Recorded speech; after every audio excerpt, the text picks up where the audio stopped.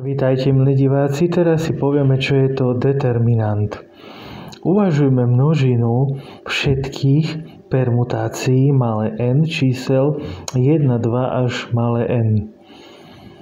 Nech n je prirodzené číslo, potom štvorcovou maticou n-tého stupňa veľké A nazývame tabuľku alebo schému n na druhu čísel zostavených do n riadkov a n stĺpcov.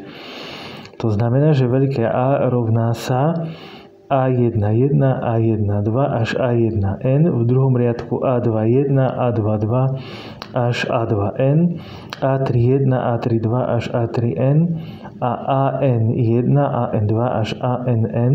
A to sa rovná A1,1 ako determinant od 1 až po n. Takže pre determinant druhého stupňa potom platí, môžeme zapísať, že A1,1, A1,2, A2,1, A2,2 a to sa rovná A1,1 krát A2,2 mínus A1,2 krát A2,1. Takže tu vidíme, že takýmto spôsobom sa to spája, to znamená, že násobia sa s rovnakým indexom A1,1 krát A2,2, tieto sú chladné a záporné sú s opačnými, čiže A1,2 a A2,1. A tak dostávame výsledok, že determinant druhého stupňa sa rovná A1,1 krát A2,2 mínus A1,2 krát A2,1. Takže takto môžeme vypočítať determinant druhého stupňa.